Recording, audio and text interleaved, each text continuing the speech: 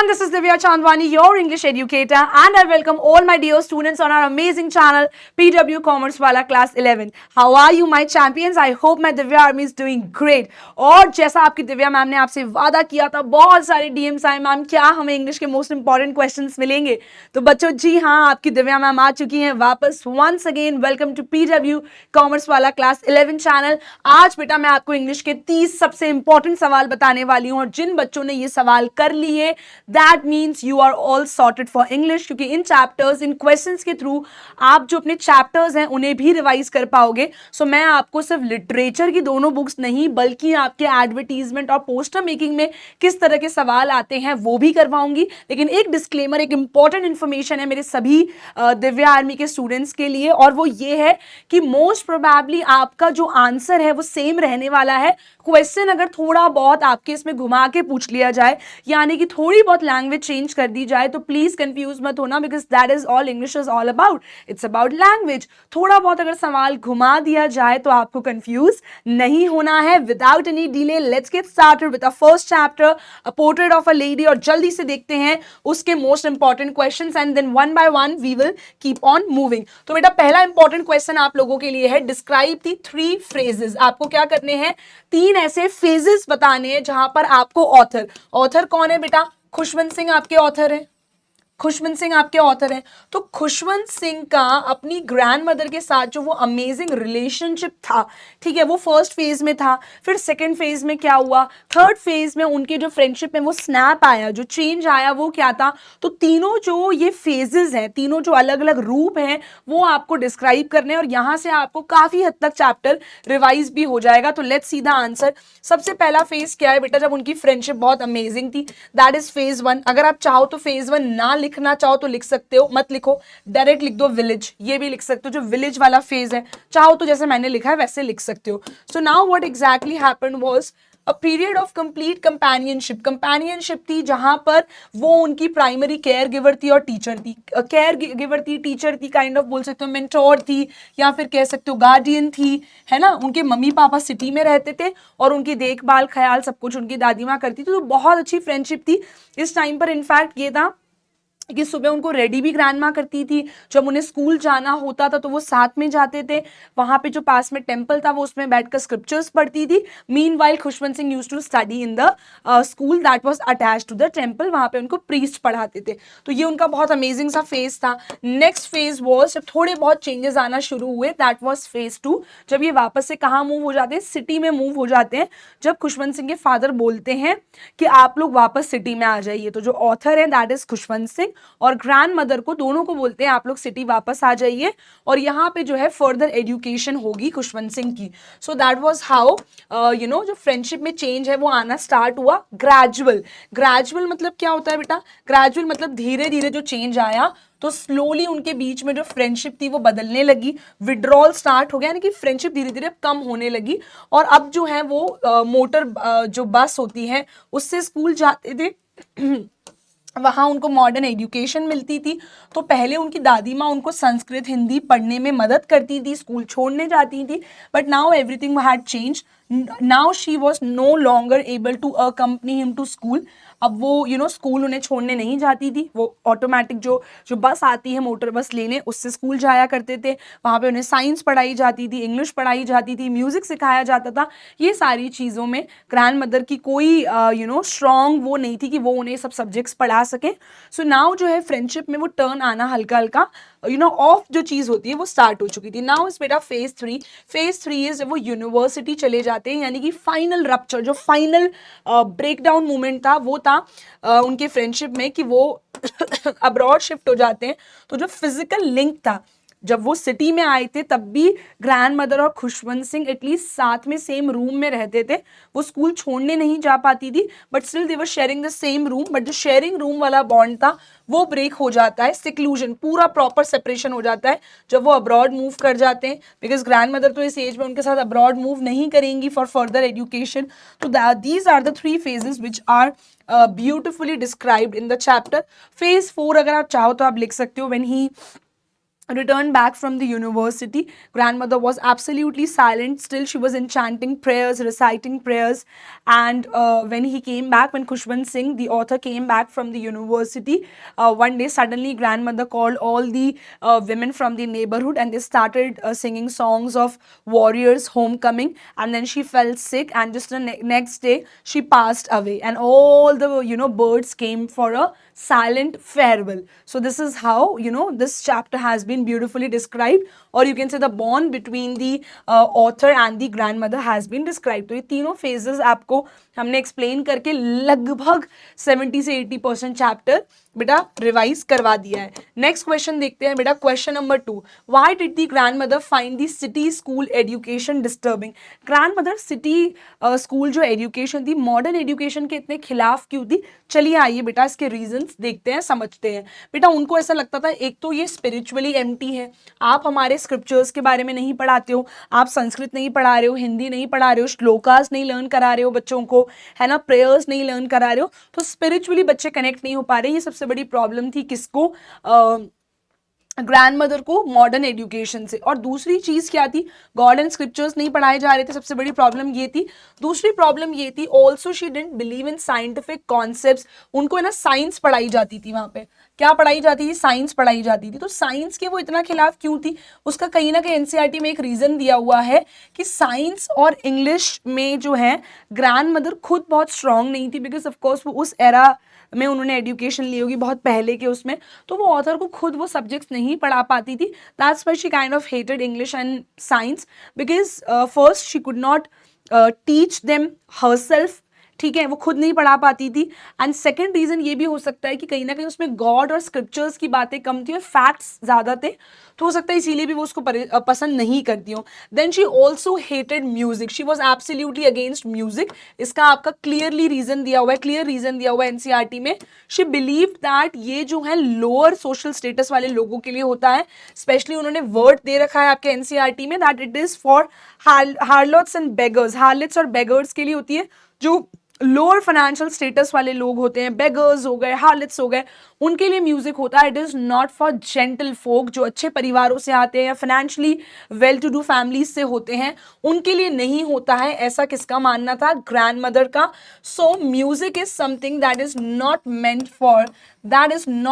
For gentle folk. तो इसीलिए वो इन तीनों चीजों के खिलाफ थी. तो बेटा आई थिंक आपको इनफ रीजंस मिल गए होंगे. म्यूजिक को वो क्यों पसंद नहीं करती थी कि लोअर सोशल स्टेटस वाले लोगों के लिए है. प्रॉपर एनसीईआरटी वर्ड्स है, एनसीईआरटी कीवर्ड्स मैंने एक एक हाईलाइट कर रखा है. गॉड एंड स्क्रिप्चर्स की बातें नहीं होती, that's why she hated all of them. And उसके अंदर साइंस और इंग्लिश में उन्हें कुछ खास पसंद नहीं थी. नेक्स्ट चैप्टर आ चुका है बेटा आपका वॉयज वाला. आई होप यू रिमेंबर दैट. कौन सा चैप्टर है, याद है सबको? We are not afraid to die. इसके क्वेश्चंस करते हैं. What preparations did the narrator make before setting sail on his round the world voyage? यहाँ पे मैं आपको चैप्टर भी रिवाइज करा रही हूँ साथ ही साथ. वॉयज क्या होता है बेटा? ट्रैवलिंग और sailing. Travelling via sea is voyage. ठीक है, सो इट इज ट्रैवलिंग. अगर किसी को वर्ल्ड ट्रैवल करना है, सो ट्रैवलिंग वाया सी, समुद्र के रास्ते से ट्रैवल करने का प्लान बनाया था नैरेटर ने. उसके लिए उन्होंने क्या क्या तैयारी करी थी, चलिए आइए समझते हैं इस क्वेश्चन के माध्यम से. So what is the answer बेटा? नैरेटर ने 1 साल नहीं बल्कि 16 साल बिताए थे इसकी तैयारी करने में. एक एक एनसीईआरटी कीवर्ड मैंने यहाँ दिया हुआ है, उसको बोल्ड भी करा हुआ है, so that you can easily learn these keywords with the help of this answers, with the help of these answers. तो नैरेटर ने 16 years बिताए थे किसमें? सी फेयरिंग स्किल्स को इंप्रूव करने के लिए. सी फेयरिंग स्किल्स क्या होती हैं? Skills required to travel via sea. Skills required skills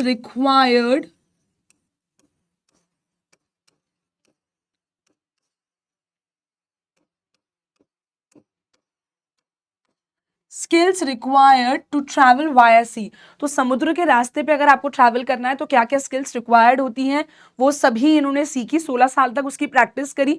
और इतना ही नहीं बेटा, इन्होंने एक जो है बोर्ड भी खरीदी और ये आप कह सकते हो खुद से उसको कंस्ट्रक्ट किया, जो भी चेंजेस उसमें करने थे। इस बोर्ड का नाम याद रखना, the name of the board is wave walker. तो इन्होंने वेव वॉकर बनाई या फिर परचेज करी और it was a very strong wooden made board. तो वुड की बनी हुई थी, बहुत ही स्ट्रॉन्ग बोर्ड थी।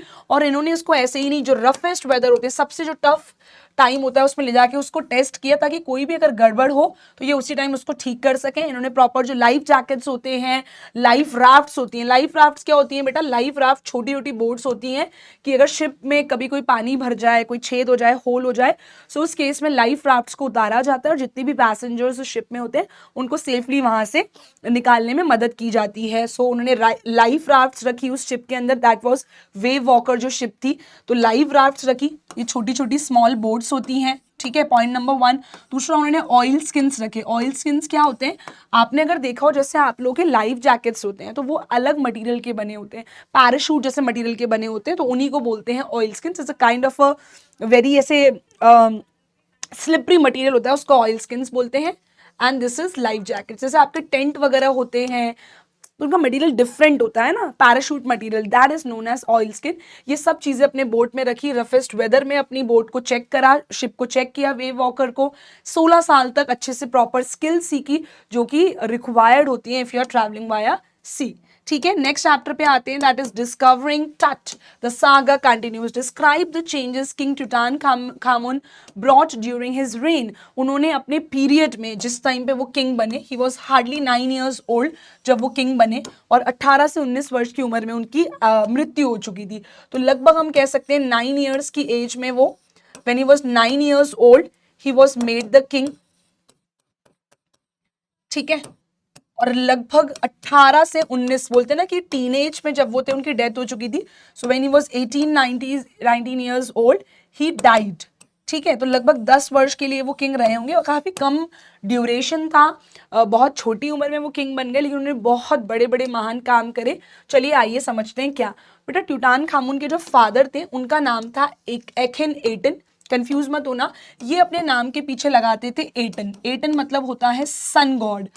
ठीक है, लेकिन इजिप्ट के जितने भी लोग थे वो लोग एटन गॉड को नहीं मानते थे। इजिप्ट के जो ट्रेडिशनल गॉड है उनका नाम होता है एम्यून। ठीक है, ये कौन है? जो इजिप्ट के पुराने भगवान होते हैं उनका नाम है गॉड एम्यून। तो यहाँ के जितने भी लोग थे इजिप्ट के, वो इन्हीं को माना करते थे। टूटानखामुन किंग टट के फादर ने, एखेन एटन ने, सारे चीजें चेंज कर दी, अपने नाम के पीछे एटन लगा लिया। जितने भी गॉड एम्यून के टेम्पल्स थे उन सबको ब्रेक कर दिया। इनकी जो रिलीजियस कैपिटल हुआ करती थी उसको भी बदल दिया। तो बहुत सारे ऐसे ना बदलाव उन्होंने कर दिए। लेकिन जैसे ही किंग टूटानखामुन यानी कि किंग टट वापस राजा बने, उन्होंने सारी चीजें बैक टू नॉर्मल करी और सबको वापस अच्छा कर दिया, जैसे कि इजिप्ट के लोग पहले जो उन्हें चाहिए होता था वही वापस से किंग टट ने कर दिया। तो उन्हें स्टेबिलिटी लाने के लिए क्या करा? किंग एखेनाटन ने सारे स्टैच्यूज डिस्ट्रॉय करे थे किंग गॉड एम्यून के, उनको वापस से ठीक करवाया। ठीक है, ट्यूटानखामुन सॉट टू ब्रिंग स्टेबिलिटी। ठीक है, अब एखेनाटन किंग टट के जो फादर है उन्होंने अपने बेटे के नाम के पीछे भी क्या लगाया था? ट्यूटानखामुन की जगह क्या करा? एम्यून हटा के एटन लगा दिया था। तो किंग टट जैसे ही गद्दी पे आए, as soon as he was on the throne, he change his name from Tutankhaten to Tutankhamun. ठीक है, उन्होंने अपना नाम क्या कर लिया? उन्होंने अपना नाम के पीछे वापस एम्यून लगा लिया। ये भी हाईलाइट करूं ताकि आपको समझ में आए what is the difference. Tutankhaten to Tutankhamun, Amun is the name of the old god, वापस उन्होंने वो लगा लिया। ठीक है, और उन्होंने क्या करा? जैसे पुराने तरीके से पूजा करी जाती थी, जो मंदिर थे उन सबको रिस्टोर करा। ट्रेडिशनल वेज जो पुराने तरीके थे सब उन चीज़ों को वापस लाए। ठीक है, और जो रिलीजियस कैपिटल पहले हुआ करती थी, आई थिंक थेब्स थी। ठीक है, ये चेक कर लेना एक बार एनसीईआरटी में, I think that was the name. तो वापस से रिलीजियस कैपिटल उसी को बनाया जो हुआ करती थी। सारे जो टेम्पल्स थे गॉड एम्यून के उनको रिस्टोर करा, and he also restore the traditional ways. ठीक है, bringing back the worship of Amun, repairing the damage done to religious fabric of Egypt. तो ये पुराने जो गॉड थे उनके मंदिरों को वापस लाए, अपने नाम को ट्यूटानखातेन से ट्यूटानखामुन किया, एंड जो उनकी पुरानी रिलीजियस कैपिटल थी इजिप्ट की, वापस उसी को रिलीजियस कैपिटल बनाया। ठीक है, ठीक है, done. Next chapter, next question. How did the history of India and the alternative world differ from the one we know? ठीक है, प्रोफेसर गाई टोंडे वाला चैप्टर है, आई होप यू रिमेंबर, याद है सबको, द एडवेंचर नाम है ना। तो यहाँ पर जो ऑल्टरनेटिव वर्ल्ड था, अब बेटा गाई टोंडे जी के साथ क्या हुआ था, प्रोफेसर गाई टोंडे अपनी 1000 स्पीच प्रिपेयर करने वाले थे। वो रियल लाइफ में एक प्रोफेसर थे और साथ में बहुत बड़े हिस्टोरियन भी थे, तो काफी सारी स्पीचेस देते थे। तो 1000 स्पीच के लिए यही प्रिपेयर कर रहे थे कि जो बैटल ऑफ पानीपत है, जो बैटल ऑफ पानीपत है, ऑफ कोर्स बेटा कोई भी वॉर है, कोई भी जंग है, दो लोगों के बीच में या दो पार्टीज के बीच में होगी। तो ये जो है मराठास ने असल में जीती नहीं थी, लेकिन ऐसा प्रोफेसर गाई टोंडे जी सोच रहे थे, अगर मराठास जीते होते तो क्या होता, ये सब वो सोच रहे थे। और उसी टाइम पे इनका ट्रक से एक्सीडेंट हो जाता है, कोलिजन होता है, टकरा के कोमा में चले जाते हैं। तो जब ये कोमा में जाते हैं तो 2 दिन तक एक ऑल्टरनेटिव वर्ल्ड में अपने आप को इमेजिन करने लगते हैं कि मैं वहां पर हूं। और वो दुनिया कौन सी दुनिया थी, जो इमेजिनरी ऑल्टरनेटिव वर्ल्ड था, वो दुनिया वही थी कि बैटल ऑफ पानीपत यदि मराठास ने जीती होती तो क्या इंडिया की सिचुएशन होती, कितना हम अच्छा कर पाते, अंग्रेज हम पे कभी भी इतना ज्यादा राज नहीं कर पाते, हमें उनकी 200 साल तक गुलामी नहीं करनी पड़ती। ये सारी चीजें 2 दिन तक उनके माइंड में चलती रहती है in that alternative world. Alternative world is the world which is not the real world. ये जब वो अनकॉन्शियस होकर जिस वर्ल्ड में चले गए, द फेक वर्ल्ड, उसकी बात हो रही है। ठीक है, तो अब्दाली की आर्मी और मराठास के बीच में ये बैटल ऑफ पानीपत हुई थी, जबकि रियल उसमें मराठास ने उसको जीता नहीं था। लेकिन ऑल्टरनेटिव वर्ल्ड में, फेक वर्ल्ड में क्या हो रहा था, Marathas won the third battle of Panipat. Real में क्या हुआ था, विश्वास राव जी के कान के पास में बुलेट लगी थी, वो मर गए थे और मराठास नहीं जीत पाए थे। ऑल्टरनेटिव वर्ल्ड में क्या हुआ, the bullet did not hit विश्वास राव, जो मराठास की आर्मी को लीड कर रहे थे, तो वो नहीं मरते हैं। तो ऑफ कोर्स उनकी आर्मी का जो मॉरल था वो बहुत ज़्यादा बूस्ट रहता है कि वाओ हमारे जो योद्धा हैं, हमारे जो लीडर हैं वो हमारे साथ खड़े हैं, तो उनकी आर्मी हारती नहीं है। और क्योंकि मराठास बहुत स्ट्रॉन्ग रहते हैं महाराष्ट्र में और पूरे नॉर्दर्न इंडिया में, तो जो ब्रिटिशर्स की कंपनी थी ईस्ट इंडिया कंपनी, वो कैलकाटा तक ही सीमित रह जाती है, बहुत ज़्यादा दबदबा पूरे नॉर्दर्न इंडिया और महाराष्ट्र में नहीं बना पाती है। ऐसा उस ऑल्टरनेटिव वर्ल्ड में हो रहा था। तो कॉन्सिक्वेंटली यानी कि क्योंकि मराठास जीत जाते तो उसका कॉन्सिक्वेंस क्या बताया गया कि ईस्ट इंडिया कंपनी जो है वो बहुत ही टेम्पररी टाइम के लिए रूल कर पाती हैं और कभी भी पॉलिटिकल पावर नहीं बना पाती हैं, एक नॉर्मल कंपनी के रूप में रह जाती हैं। और इंडिया में पहले राजा हुआ करते थे, फिर मराठास के जीतने के बाद मॉडर्न डेमोक्रेसी आ जाती है। मॉडर्न डेमोक्रेसी यानी कि सरकार चुन ली जाती है, लीडर्स चुन लिए जाते हैं। डेमोक्रेसी क्या होती है, when people choose their own government. तो अभी इंडिया में क्या है, डेमोक्रेसी है, हम अपनी सरकार खुद चुनते हैं। So it is for the people by the people, लोग अपनी सरकार खुद चुनते हैं, दैट इज डेमोक्रेसी। तो ब्रिटिश रूल कभी हमारे ऊपर 200 साल लगा ही नहीं अगर मराठास बैटल ऑफ पानीपत जीते होते तो। ठीक है, तो पेशवास का जो इन्फ्लुएंस है वो स्ट्रॉन्ग रहता नॉर्दर्न इंडिया में, और कभी भी ईस्ट इंडिया कंपनी जो कि कलकत्ता से शुरुआत हुई, वो कभी हम पे इतना हावी हो ही नहीं पाते, अपना सिर्फ बिजनेस ही करते। ऐसे नहीं होता कि हमें अपना स्लेव ही बना लेते। रियलिटी में क्या हुआ था, 200 साल उन्होंने हमसे गुलामी करवाई, ऐसा कभी नहीं होता। नेक्स्ट इज बेटा question number 6, what was Rajendra Deshpande's explanation for the professor's experience. Professor Gaitonde ने ये सभी अपने दोस्त को बताया जिनका नाम राजेंद्र देश पांडे, जो कि एक बहुत ही बड़े फिजिसिस्ट थे। फिजिसिस्ट यानी कि जिनको फिजिक्स की बहुत अच्छी नॉलेज होती है। तो उन्होंने उनसे बात करी और सारी चीजें पूछी कि मेरे साथ ऐसा क्यों हुआ, why did it happen with me, real है, फेक है, मैं इमेजिन कर रहा हूँ। तो उन्होंने उसके 2 मुख्य कारण बताए, that is completely on the basis of science, कुछ भी आगे पीछे का अपनी मर्जी से नहीं है। बहुत बड़े फिजिसिस्ट थे, तो उन्होंने 2 थ्योरी बताई, दोनों के नाम याद कर लो, क्वेश्चन आ सकता है। राजेंद्र देश पांडे जो फिजिसिस्ट, उन्होंने एक तो बताई कैटास्ट्रॉफी थ्योरी, तो ये याद कर लेना, इसको मैंने हाईलाइट कर दिया, एनसीईआरटी के अकॉर्डिंग काफी इंपॉर्टेंट है। तो बेटा कैटास्ट्रॉफी थ्योरी क्या बोलती है, उन्होंने ये एक्सप्लेन करा, कैटास्ट्रॉफी थ्योरी में क्या होता है, हिस्ट्री एक डिफरेंट टर्न ले लेती है, क्रिटिकल जंक्शन पे, क्रिटिकल मोड पर आकर डिफरेंट टर्न ले सकती है। तो कैटास्ट्रॉफी थ्योरी एक्सप्लेन करी, ठीक है। और उन्होंने दूसरी बताई थी, दैट वाज क्वांटम थ्योरी। क्या बताई थी, क्वांटम थ्योरी। उसमें उन्होंने क्या बोला था, बहुत बार इंसान का जो ब्रेन है वो एक वर्ल्ड नहीं बल्कि दो दो वर्ल्ड इमेजिन करने लगता है, या फिर उसका ब्रेन साइमल्टेनियसली दो दुनिया में चलने लगता है। एक आप बेहोश हुए, एक दिमाग तो आपका यहाँ है, और दूसरा दिमाग अनकॉन्शियस जो है, आप अलग ही दुनिया कुछ सोच रहे हो कि अगर ऐसा हुआ होता तो क्या होता। तो उन्होंने दो चीजें बताई, वन इज कैटास्ट्रॉफी थ्योरी, याद कर लेना, एंड दूसरा है क्वांटम थ्योरी, जहां पर आपका जो ब्रेन है वो साइमल्टेनियसली दो वर्ल्ड्स में चल रहा होता है, ठीक है। और उन्होंने बोला जब आपका एक्सीडेंट हुआ था, सबसे मेन चीज तो उस मोमेंट पे आप अपनी 1000वीं स्पीच के बारे में सोच रहे थे, जब आप कॉन्शियस थे, होश में थे, और क्या सोच रहे थे कि थर्ड बैटल ऑफ पानीपत अगर मराठास ने जीती होती तो क्या होता, उस टाइम पर ही टक्कर हो गई, तो वही आपकी आखिरी मेमोरी रह गई, इसीलिए आप काफी हद तक वो सब चीजें सोचने लगे। तो आप जब कॉन्शियस थे, जब आप किस में थे, होश में थे, जब आप अनकॉन्शियस नहीं हुए थे, तब आप वो सोच रहे थे। तो बेहोश होने के बाद भी आपने ट्रांजिशन उसी दुनिया में करा, उसी दुनिया में आप चले गए इमेजिन करते हुए जो आप लास्ट में सोच रहे थे, ठीक है। क्लियर है यहां तक सभी को?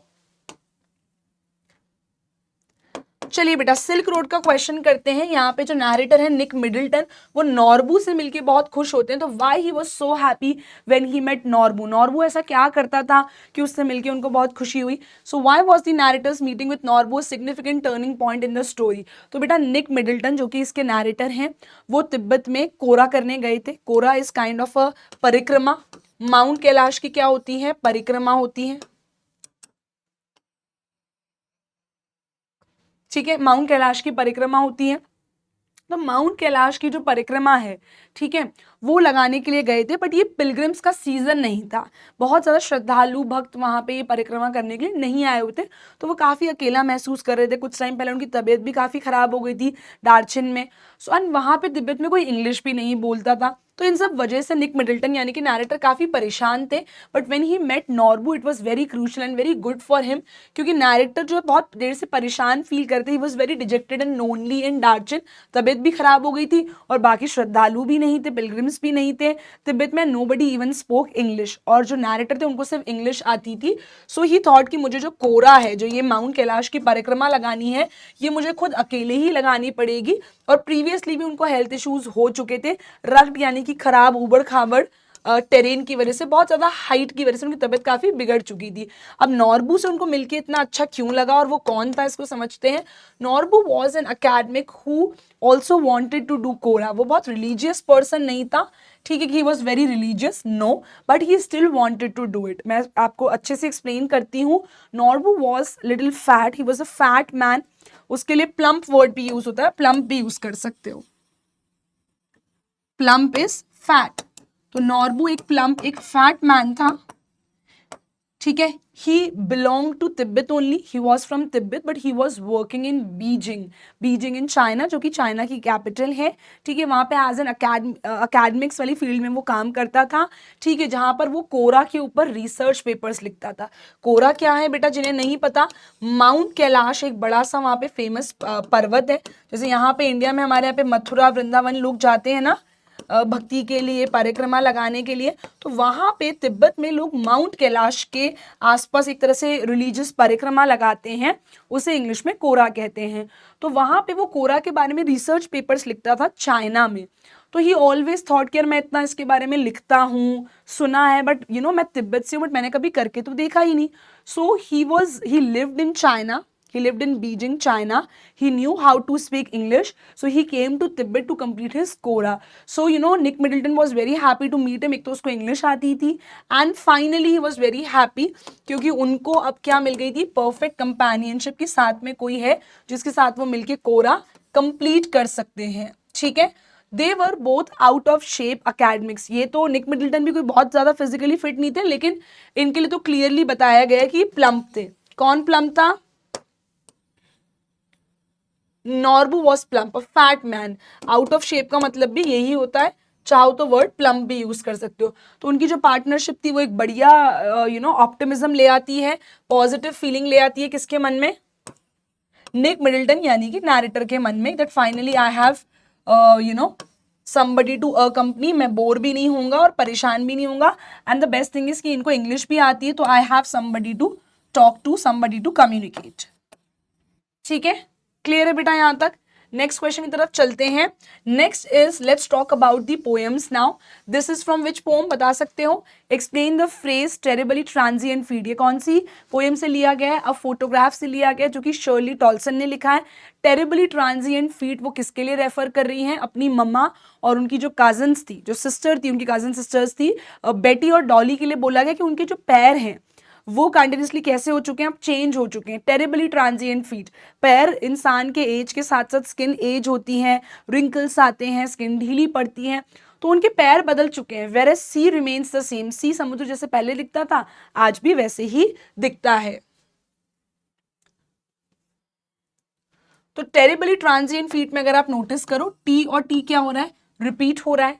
ठीक है, तो इसलिए हम क्या बोल सकते हैं? यहाँ पे कौन सा पोएटिक डिवाइस यूज हुआ है? एलिट्रेशन यूज हुआ है. तो अगर एक्सट्रैक्ट बेस्ड क्वेश्चन आ जाए टेरिबली ट्रांजिएंट फीट में कौन सा पोएटिक डिवाइस है, तो टेरिबली ट्रांजिएंट. टी और टी सेम है, फर्स्ट अल्फाबेट, तो एलिट्रेशन है. दूसरा क्या यहाँ पे? ट्रांसफर्ड एपिथेट है. बिल्कुल, ट्रांसफर्ड एपिथेट का मतलब क्या होता है बेटा? मैं आपको समझाती हूँ एक और एग्जाम्पल की मदद से. रिंकल्ड सी. समुद्र कभी रिंकल्ड हो सकता है क्या? समुद्र कभी रिंकल्ड हो सकता है क्या? नहीं हो सकता. तो एक ऐसा एडजेक्टिव जो हम नॉर्मल जिंदगी में, ऐसा एडजेक्टिव जो हम नॉर्मल जिंदगी में किसी और नाउन के साथ इस्तेमाल नहीं करते हैं, सी यानी कि सी के साथ इस्तेमाल नहीं करेंगे, रिंकल्ड सी थोड़ी होता है. So an adjective that is not normally used with this noun, फिर भी हम उसे इस्तेमाल कर रहे हैं, तो उसे ट्रांसफर्ड एपिथेट कहते हैं. अब पैरों के आगे हम ट्रांजिएंट यूज करते हैं क्या? नॉर्मली नहीं करते. ट्रांजिएंट का मतलब क्या होता है? टेम्पररी. तो क्या हम टेम्पररी वर्ड यूज करते हैं फीट से पहले? नहीं करते. यहाँ पे इस्तेमाल कर रहे हैं, तो ये क्या हो गया? Transferred epithet. ये क्या हो गया? Transferred epithet. Transient means temporary. तो पोएट यहाँ पे क्या बोल रहे हैं?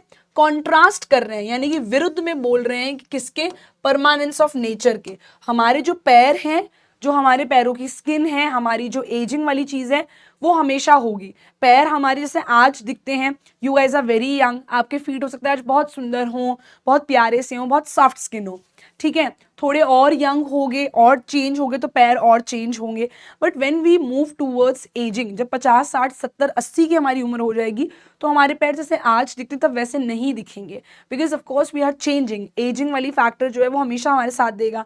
अभी आप 16 ईयर्स के हो, आपका चेहरा डिफरेंट दिखता है. When you will B 26 your skin will change. When you will B 36, 46, 56 your face, your skin is changing. तो वो यही बोल रहे हैं कि जो सी है वो कैसा है? परमानेंट है. It will look the same. लेकिन when we talk about human life, it is not permanent, that we are not going to look the same.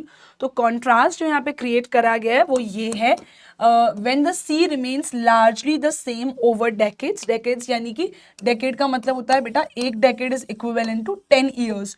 सो अगर आप इतने डेकेड्स में सी को चेक करो, so that is almost the same. उसके अंदर ज्यादा कोई भी बदलाव नहीं आएगा.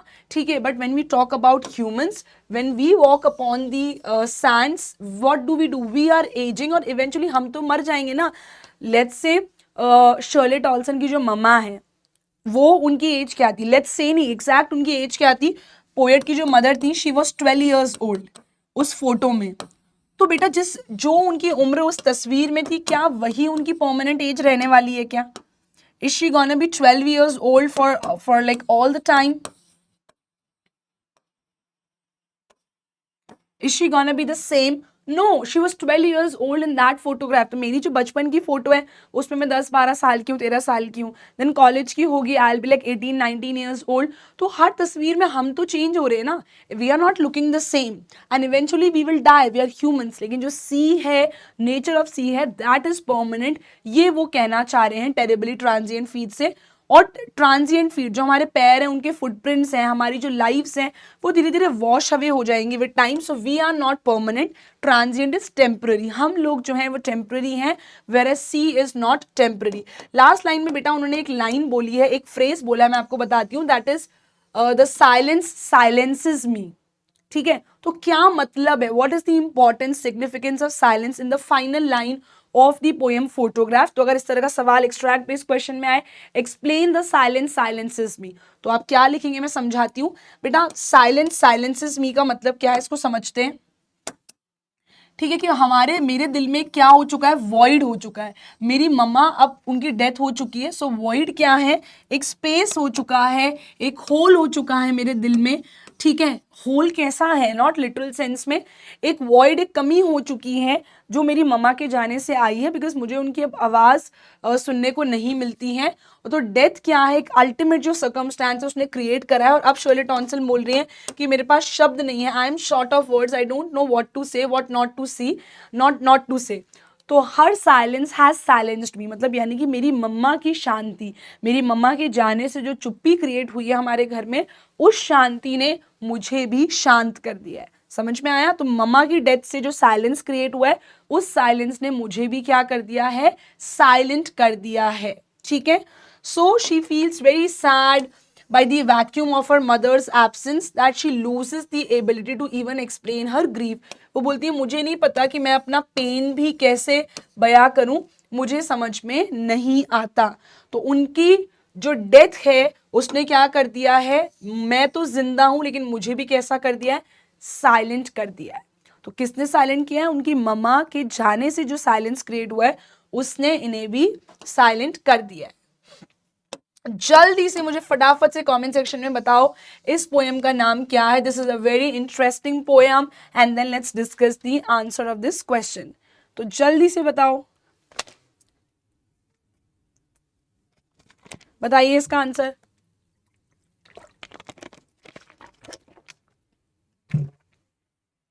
Explain the line, it is the engine of her family. Who is the engine of the family? बेटा द लेबनम टॉप की बात हो रही है। गोल्ड फिंच जो बर्ड आती हैं अपनी फैमिली को, अपने बच्चों को, बेबीज को खाना खिलाने के लिए, तो उनके लिए वो as engine of the family work करती हैं। तो it is the engine of her family. ठीक है, तो यहाँ पे गोल्ड फिंच बर्ड क्या है, शी इज द प्रोवाइडर, वो मदर है तो वो खाना प्रोवाइड कर रही हैं। तो इंजन क्या है, यहाँ पे मैं थोड़ा सा ये चेंज कर रही हूँ, एक सेकेंड रुकना।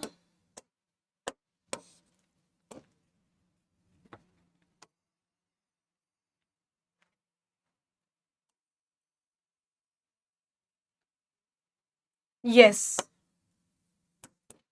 the engine is the goldfinch bird. The engine is the goldfinch bird.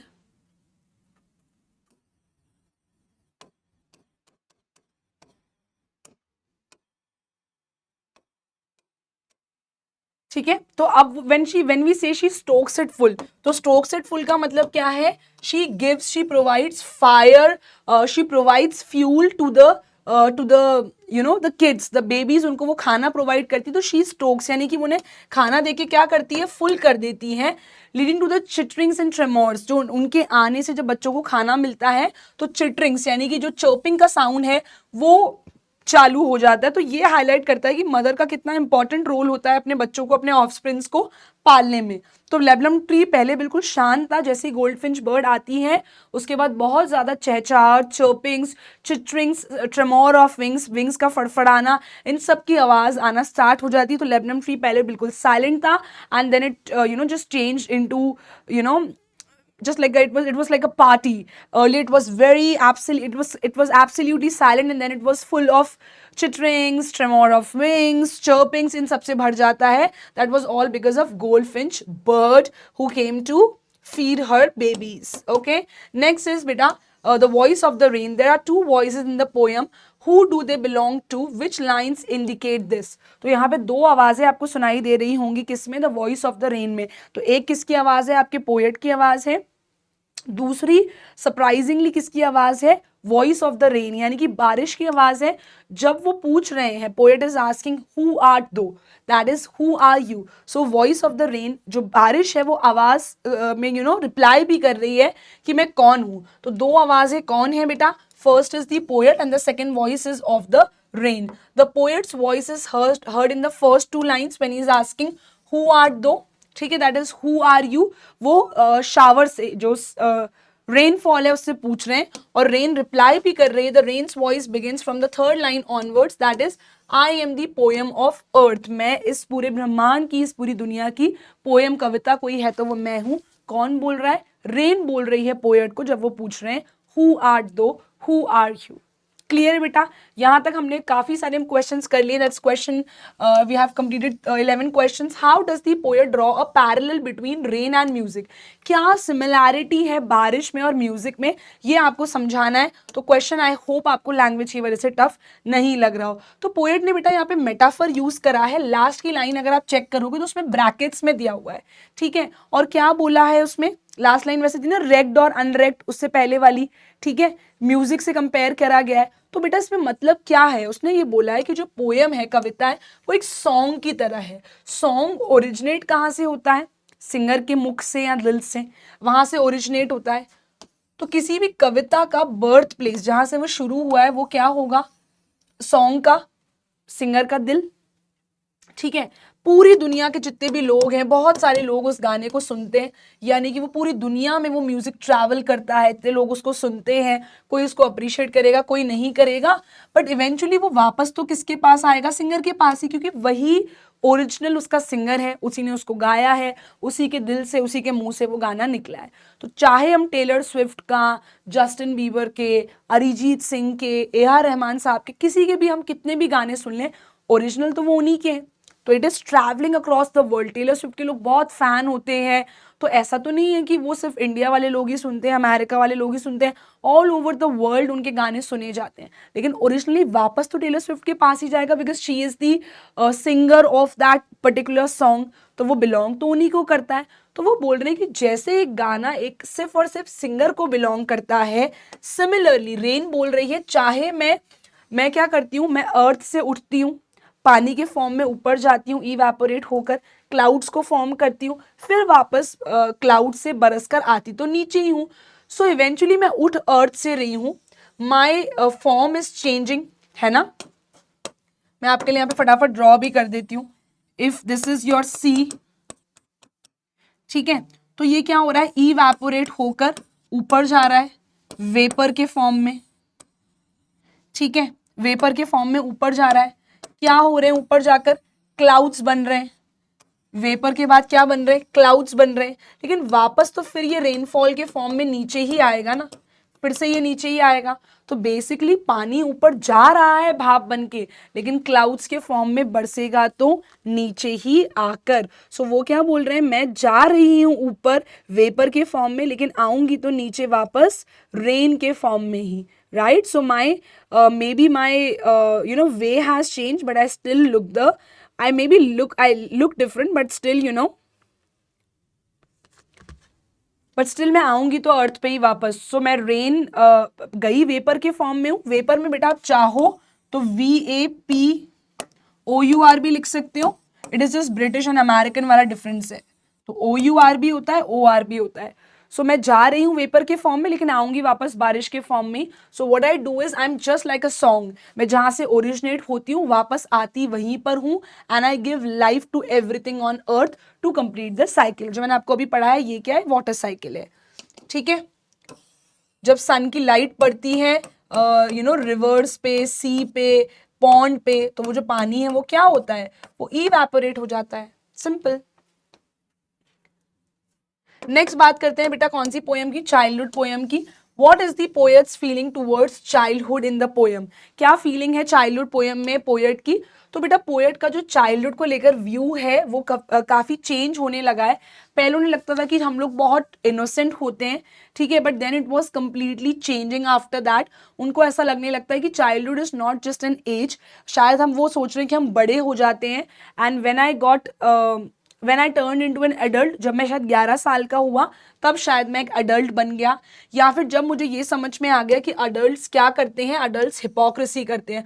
Hypocrisy को हिंदी में आप दोगलापन कह सकते हो, यानी कि अडल्ट्स हमें सिखाते हैं that love everyone and be soft to everyone and talk to everyone nicely and politely with a lot of love, but eventually they don't love themselves. वो एक दूसरे से खुद से अच्छे से बात नहीं करते, प्यार नहीं करते। तो ये हिपोक्रेसी नहीं हुई? हमें ये करने को बोल रहे हैं लेकिन खुद नहीं करते हैं। ठीक है, तो क्या जब हमें ये समझ में आ जाता है कि अडल्ट हिपोक्रेसी करते हैं, क्या मैं उस दिन बड़ा हो गया? ठीक है, तो इस तरह के वो सवाल पूछ रहे हैं। जब मुझे समझ में आ गया कि हेल और हेवन रियल में एग्जिस्ट नहीं करते हैं, hello and heaven only exist, hello and heaven do not exist, hello and heaven don't exist in the real world. जब मुझे ये पता चला, जब मुझे पता चला कि जब मैं 11 साल का हो गया, क्या मैं उस दिन बड़ा हो गया? जब हेल और हेवन मुझे समझ में आया रियली एग्जिस्ट नहीं करते, इन रियलिटी एग्जिस्ट नहीं करते रियल वर्ल्ड में, या फिर उस दिन मैं, जिस दिन मुझे समझ में आया कि अडल्ट जो हैं वो हिपोक्रेसी करते हैं, क्या मैं उस दिन बड़ा हो गया? तो इस तरह की फीलिंग्स हैं उनकी टूवर्ड्स दी चाइल्डहुड। ठीक है, we have completed question number we have covered 13 questions. Let's move to 14. How does the poet describe the process of growing up? Growing up process को कैसे describe करा गया है childhood poem में? Let's see it in the pointers जो हमने अभी discuss करा। क्या मैं उस दिन बड़ा हो गया when I was able to differentiate, distinguish कर पा रहा था fact और fiction में? fact जो कि fact यानी कि सच है, फिक्शन यानी कि जो सच नहीं है। तो हमें बताया जाता है अच्छे कर्म करो वरना हेल यानी कि जहन्नुम जाओगे, नरक में जाओगे। लेकिन क्या ये रियल में एग्जिस्ट करते हैं? साइंस ने इसे प्रूव करा है, वी डोंट नो दैट। लेकिन लोग अच्छे कर्मा करें, इसके लिए हमें हमारे माता पिता, ग्रैंड पेरेंट्स सभी ये बात सिखाते हैं that do right so that you will get good in your life, you will go to heaven, आपको स्वर्ग देखने को मिलेगा अगर आप अच्छे कर्मा करोगे। But does it really exist in the real world? We don't know. तो क्या मुझे जब ये समझ में आया कि ये सच में एग्जिस्ट नहीं करता है, क्या मैं उस दिन बड़ा हो गया? या फिर मैं उस दिन बड़ा हुआ जब मुझे समझ में आया कि अडल्ट्स जो हमें समझाते हैं वो खुद उसको प्रैक्टिस नहीं करते। प्रैक्टिस व्हाट यू प्रीच, यानी कि जो ज्ञान आप सामने वाले को दे रहे हो उस पर खुद भी अमल करो। तो जरूरी नहीं है सभी अडल्ट्स ये करें। तो जिस दिन मुझे उनकी हिपोक्रेसी, दोगलापन समझ में आ गया, क्या मैं उस दिन बड़ा हो गया? That is the question he is asking. Third वो ये पूछ रहे हैं when I was able to think independently, जब मुझे किसी और की जरूरत नहीं पड़ती अपनी ओपिनियन या व्यूज बनाने के लिए, जब मेरी ओपिनियन किसी और के उस पर मैटर नहीं करती है, क्या मैं उस दिन बड़ा हो गया? That is the question he was asking.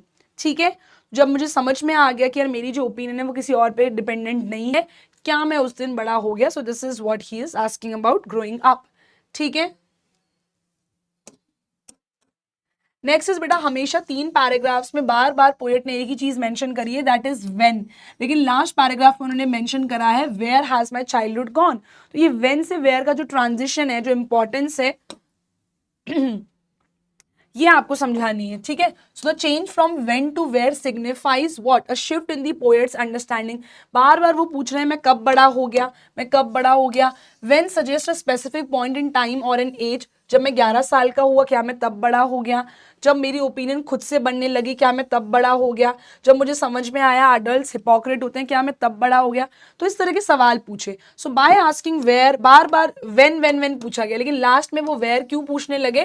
Because उन्हें समझ में आ चुका है कि वट एवर हैज हैपेंड, मेरा जो चाइल्डहुड है बेटा वो जा चुका है, it is a lost dimension. अब मैं बड़ा हो चुका हूँ, कब हुआ कैसे हुआ नहीं पता, but it is gone.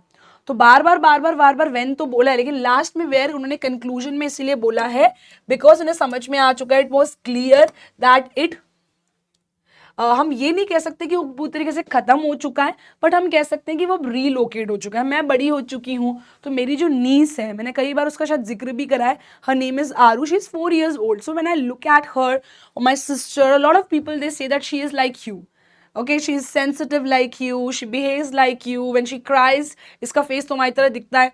So my childhood has ended maybe, but it has kind of relocated. तो वो हमें दूसरे छोटे बच्चों के चेहरे में innocence में नजर आने लगता है। So this is what he is saying at the end of the poem, that maybe it hasn't just ended but it has relocated, यानी कि उसकी क्या हो गई है, जगह जो है मेरी चाइल्डहुड की वो बदल गई है। जब मैं आज किसी भी इन्फेंट को देखता हूँ, छोटे बेबी को देखता हूँ, तो मुझे उसके चेहरे में, उसके इनोसेंस में अपना बचपन नजर आता है। तो मेरा बचपन रीलोकेट होके, शिफ्ट होके उस छोटे बच्चे के फेस में चला गया है। ठीक है, और बड़ा उनके इसमें कोई डिसीट, कोई बुरी भावना कुछ नहीं होती, दे आर कंप्लीटली इनोसेंट। तो whenever I look at an infant's face I feel as if my childhood has shifted और रीलोकेटेड टू हिज फेस। ठीक है, फादर टू सन वाली पोएम याद है आप लोगों को? What does the father mean by the seed I spent or sowed it where the land is his and none of mine? तो फादर को बहुत पश्चाताप हो रहा है कि मेरा अपने बच्चे के साथ अच्छा बॉन्ड नहीं है, जबकि सीड वो मेरा ही सीड है, जो अपब्रिंगिंग मैंने उसको दी है वो तो मैंने ही दी है ना, he is my child. So the seed I spent, जो बीज मैंने बोया था, जो अपब्रिंगिंग उसको मैंने दी है, वो मैंने ही दी है बिकॉज वो मेरा बच्चा है. लेकिन स्टिल आज के टाइम पे हमारे बीच में इतना डिफरेंस आ चुका है, where the land is his, यानी कि उसका जो दिमाग है वो उसका माइंड खुद का है. आई डोंट नो मेरे बच्चे का क्या पैशन है, क्या डिजायर्स हैं, क्या ड्रीम्स है, मुझे कुछ नहीं पता. हमारे बीच में इतना ज्यादा गैप आ चुका है, फादर अपने सन के लिए बहुत बुरा महसूस कर रहे हैं. तो सीड आई स्पेंट का मतलब क्या है, यहाँ पे बेटा एक तरह से मेटाफर यूज हुआ है. ठीक है, यहाँ पर क्या हुआ है, एक तरह से मेटाफर यूज हुआ है. ठीक है, और मेटाफर क्या है, ठीक है, मेटाफर ये है द सीड आई स्पेंट, अपनी परवरिश की तुलना, अपनी अपब्रिंगिंग की तुलना वो किससे कर रहे हैं, सीड से कर रहे हैं. The seed means upbringing. तो वो क्या कर रहे हैं, अपनी अपब्रिंगिंग जो है उसकी तुलना एक सीड से कर रहे हैं. तो कंपैरिजन हो रहा है. जब comparison is there without using, comparison between two things, comparison without using like और एज, तो क्या है, मेटाफर है.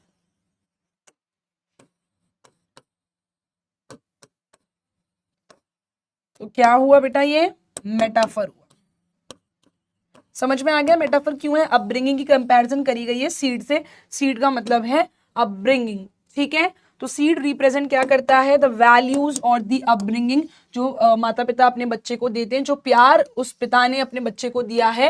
लेकिन आज लैंड क्या रिप्रेजेंट करता है, सन की इंडिविजुअल लाइफ, उसका ब्रेन, उसका माइंड जो कि उसका खुद का है. फादर बहुत एफर्ट्स डालना चाहते हैं but all his efforts have gone to waste, because son की खुद की पर्सनैलिटी है, खुद की दुनिया है, खुद के फ्रेंड्स हैं, और उस दुनिया में या उस वर्ल्ड में फादर के पास कोई एक्सेस नहीं है. यानी कि फादर को बिल्कुल नहीं पता कि father doesn't know anything, father doesn't know about his son's dream, passion, desires क्या है, उन्हें कुछ नहीं पता.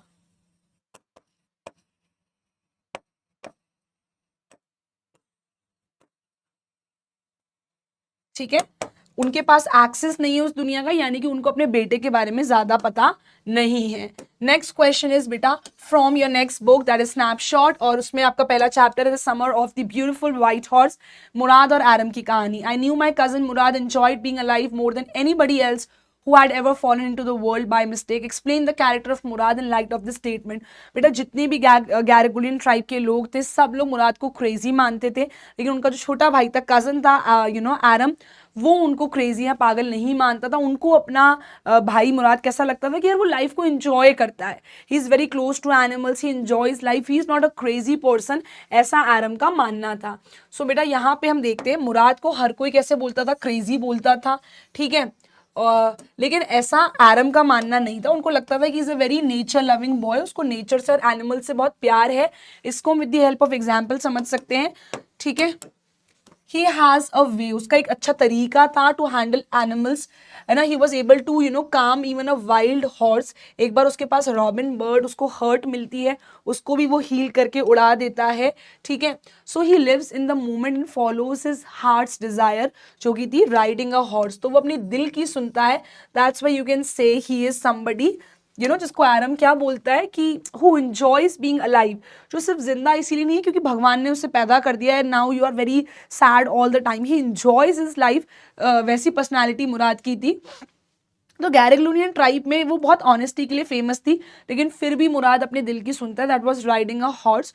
और पूरी दुनिया को उसका क्रेजीनेस पागलपन लगता था, लेकिन एरम को ऐसा नहीं लगता था. According to Aram, his craziness is not madness but an intense zest for life, जहाँ पे आपका जिंदगी जीने का मन करता है, and that makes him stand out from the more cautious Aram. Aram थोड़ा सा कॉशियस, ध्यान रखने वाला व्यक्ति था. इसको लिख देते हैं, ध्यान रखने वाला व्यक्ति था. लेकिन मुराद वॉज एब्सोल्युटली केयर फ्री, आराम से अपनी जिंदगी जीता था. बेटा जब एरम और मुराद रोज सुबह घोड़े पे राइडिंग, हॉर्स राइडिंग करने जाते थे. ठीक है, वजायर वजायर हॉर्स का नाम था, जिन्हें याद नहीं है मैं बता देती हूँ। सो एक दिन जॉन बायरो ने सुबह सुबह मिल जाता है और वो बोलता है कि अगर तुम गैरिग्लोनियन ट्राइब से नहीं होते तो मैं पक्का ये कहता कि तुमने ही मेरा घोड़ा चुराया है, बिकॉज ये एग्जैक्टली वैसे ही दिखता है जैसे मेरा हॉर्स दिखता था। So I am sure that you guys have stolen my horse. But now the thing was, वो उन पे नाम भी नहीं लगा सकता क्योंकि एरम और मुराद की पूरी फैमिली को जॉन बायरो जानता था, जो कि उस हॉर्स का रियल ओनर था। Now he knew that Garoghlanian tribe is very famous for its honesty and integrity. वो गरीब लोग जरूर थे लेकिन वो चोरी चकारी कभी नहीं करते थे। तो जॉन बायरो ने बोला, suspicious man would believe his eyes instead of his heart. कोई भी इंसान अपनी आंखों पे ही यकीन करेगा। ये उन्होंने कब बोला? When John Byro encountered the boys with the horse and the horse was John Byro's. He knew that it was his, लेकिन फिर भी वो नहीं बोल पा रहा था इस बात को, because however the reputation of Garoghlanian family was, they were famous for its honesty and was so strong that John Byro, he chose to trust their character. उसने उन बच्चों पे विश्वास कर लिया जबकि उसे समझ में आ चुका था ये घोड़ा मेरा ही है, फिर भी उसने नहीं बोला। ठीक है, उसने अपनी आईज जो बोल रही है that this is your horse, फिर भी उसको ट्रस्ट नहीं करा, हार्ट को ट्रस्ट करा, because he believed Garoghlanian people would never steal. ठीक है, ही डिडंट वांट, वो नहीं चाहता था, he didn't want to believe that members of such a noble family, Garoghlanian tribe वाले लोग वो कभी भी चोरी कर सकते हैं, they could be thieves. He did not want to believe that effectively giving the boys a graceful way out to correct their mistake. दोनों बच्चों को लास्ट में समझ में आ गया कि हमें आंखों देखा देखने के बाद भी उसने अपने चोरी का नाम नहीं लगाया, बिकॉज हम इतने अच्छे परिवार से आते हैं तो क्यों हम उनका नाम मिट्टी पलीत करें। It's better let's go and return it silently. अगले दिन सुबह जाके वो जॉन बायरो के बान में चुपचाप खाली खेत में उस घोड़े को छोड़कर आ जाते हैं।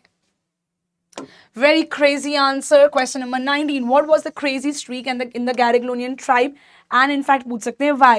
तो कौन बहुत ही crazy पागल सा इंसान था Gariglonian tribe में? We all know that was Uncle Khosrow. He was very unpredictable, very eccentric, unconventional behavior था, बहुत ज़्यादा moody थे, and he was none other than Uncle Khosrow. तो कैसे बनेगा इसका आंसर? बेटर वे में समझाती हूँ। The crazy streak in the Gariglonian tribe was Uncle Khosrow because he was very impatient, हमेशा चिल्लाते रहते थे, and there was a very famous line जो मैं आपको बता देती हूँ जो वो हमेशा बोलते थे, that was it is no harm and pay no attention to it. I guess it is no harm, pay no attention to it. एक दिन बेटा ये बार्बर शॉप पे बैठे थे, इनके घर पे आग लग जाती है, इनका बेटा इन्हें बुलाने आता है, उसको भी चिल्ला के बोलते हैं it is no harm pay no attention to it. बड़ी सी बड़ी बात में हर मुद्दे पे क्या बोलते थे? चिल्लाकर impatiently it is no harm pay no attention to it. तो क्रेजी स्ट्रीक अंकल खॉसरोव थे गैरिग्लोनियन ट्राइब में। क्यों उनको इतना क्रेजी पागल माना जाता था? उनकी खतरनाक तेज आवाज और इम्पेशंस की वजह से उन्हें ये बोला जाता था, and he used to shout his line it is no harm pay no attention to it की वजह से। द एड्रेस चैप्टर से क्वेश्चन सॉल्व करते हैं। लास्ट में नैरेटर क्यों ये डिसाइड कर लेती हैं that it's better to forget the address, जो था हाउस नंबर 46 मार्कोनी स्ट्रीट, जहाँ पे मिसेस डॉलिंग रहती थी। तो नैरेटर ने क्यों ये डिसाइड करा कि मैं अब इस एड्रेस को फाइनली भूल जाती हूँ, जबकि वो तो वहाँ पे अपने मम्मा का सामान लेने गई थी, उनकी अपनी मम्मा की बिलोंगिंग्स, यादों को वापस लेने गई थी, फिर भी उन्होंने ये डिसाइड करा कि लेट्स फॉरगेट दिस एड्रेस। तो क्या इसके कारण है? Let's see that. बेटा नैरेटर इस एड्रेस पे क्यों गई थी? Because she wanted to see and take the belongings of her mother back. लेकिन जैसे ही उन्होंने वहां पर देखा the way the belongings had been kept in Mrs Dorling's house, अब उस चीज़ों की जो सिग्निफिकेंस है, जो उन चीज़ों की इंपॉर्टेंस है, उनकी मम्मा का सामान उनकी फ्रेंड नेबर मिसेस डॉर्लिंग ने बहुत ही बुरी तरीके से रखा था। So she found it absolutely useless now, क्योंकि उन्होंने उसको बहुत ही टेस्टलेस तरीके से, बहुत ही गंदे तरीके से रखा था। किसने? मिसेस डॉर्लिंग ने। जबकि उनकी जो मम्मा है, जो बच्चे इसमें कंफ्यूज में बता दूं, मिसेस एस जो हैं, उनकी डॉटर जो हैं वो इस चैप्टर की नैरेटर हैं। मिसेस एस की बेटा मम्मा, जो मिसेस एस हैं, उनकी डेथ हो चुकी है, उनकी जो डॉटर हैं वही इस चैप्टर की नैरेटर हैं। तो वो अपनी मम्मा की फ्रेंड से अपनी मदर का सामान लेने गई, क्योंकि मिसेस एस की अब डेथ हो चुकी है, मृत्यु हो चुकी है। तो जब वो अपनी मम्मा का सामान मिसेस डॉर्लिंग यानी कि उनके दोस्त के घर पे देखती है तो उन्हें बहुत ही गंदा फील होता है, बिकॉज इट लुक पैथेटिक और बहुत ही आउट ऑफ प्लेस, गंदी तरीके से उन्होंने उस सामान को रखा था। Further more her mother was dead, और अभी वो कहाँ रहती थी, एक छोटे से रूम में रहती थी। कौन रहती थी, नैरेटर जो है एक छोटे से रूम में रहती थी। उनके पास इतनी स्पेस नहीं थी कि वो इतना सारा अपनी ममा का जो सामान है उसको ले जा सकें। She did not have enough space to keep all that stuff, and the most important thing is she also wanted to move on. अगर वो अपनी ममा की यादों से आगे बढ़ना चाहेंगी, तो अगर वो वही सामान ले लेके पूरी दुनिया में घूमेंगी, तो she will never be able to move on. The utensils, the silver crockery, the spoons and forks, वो सब उनको बार बार उनकी मम्मा की याद दिलाते रहेंगे, because it's not easy to move on from your parents' death. तो उनके पास उतनी इमोशनल स्ट्रेंथ या कैपेसिटी नहीं थी कि वो वापस इन सब सामानों को ले जा सकें। She will never be able to move on, and secondly she didn't have enough space in the current house where she was living, because it was a very small rented room. तो 3 मुख्य कारण आप लिख सकते हो। एक, बहुत गंदे तरीके से मिसेस डॉर्लिंग ने सामान को रखा था। She kept it in a very tasteless manner, tasteless surroundings में रखा था, बहुत ही वियर्ड पैथेटिक तरीके से रखा था। Second, she was living in a very small rented room, she did not have space to take so much crockery and keep it there. And third, she wanted to move on, it would be very tough for her to move on अगर वो अपनी मम्मा का सामान लेकर घूमती रहेंगी तो। So forgetting the address was kind of liberating herself, उसको अगर अपने लिए फ्रीडम चाहिए था।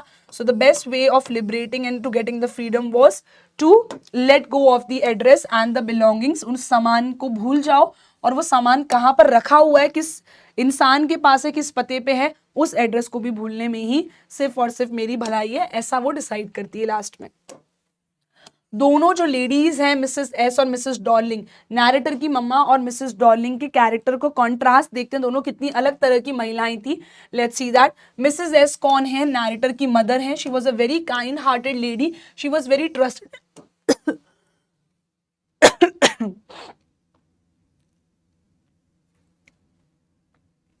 Sorry. So she was a very kind hearted, trusting and noble woman, जिन्होंने अपनी जिनको हर किसी में गुडनेस नजर आती थी। ठीक है, तभी उन्होंने मिसेस डॉर्लिंग पे इतना विश्वास करा। लेकिन मिसेस डॉर्लिंग बहुत ही श्रूड, बहुत ही क्रूअल लेडी थी, और बहुत ही मटीरियलिस्टिक लेडी थी, जिनका बहुत ज़्यादा सामानों में बहुत मोह था, बहुत प्यार था, और बहुत ही मौका परस्त यानी कि अपॉर्चुनिस्टिक महिला थी। अपॉर्चुनिस्टिक क्या होता है, जो मौका परस्त लोग होते हैं, जो मौका देखते ही क्या करते हैं, मौका देखते ही लोगों का सामान अपने पास रखने की पूरी पूरी कोशिश करते हैं। मिसेस डॉर्लिंग चाहती तो ईमानदारी से मिसेस एस की बेटी को सारा सामान लौटा सकती थी, बट उन्होंने ऐसा बिल्कुल नहीं करा। So we can clearly see Mrs Dorling ने कैसे एक्ट किया, out of greed, showing no sympathy और humanity when the narrator returned after the war. तो जब मिसेस एस की बेटी उनके पास सामान लेने आई, वो इजीली वो सामान वापस कर सकती थी, whereas Mrs Dorling did not even recognise Mrs S daughter, that is the narrator. उन्होंने उनको पहचानने से भी मना कर दिया, इनफैक्ट अपने घर के अंदर भी नहीं आने दिया। That shows Mrs Dorling is a very cruel, very shrewd woman. Next is बेटा question number 22, what is the central theme of the play Mother's day.